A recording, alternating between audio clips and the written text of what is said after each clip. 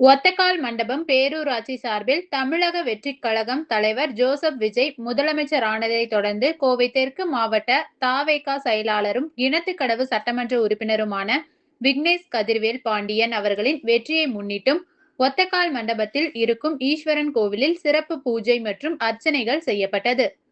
அதனைத் தொடர்ந்து பிரீமியர் நகர் பகுதியில் உள்ள உதவும் கரங்கள் மனநல காப்பகத்தில் உள்ள அனைவருக்கும் காலை உணவு ஒத்தக்கால் மண்டபம் பேரூராட்சி தமிழக வெற்றிக் கழகம் சார்பாக வழங்கப்பட்டது.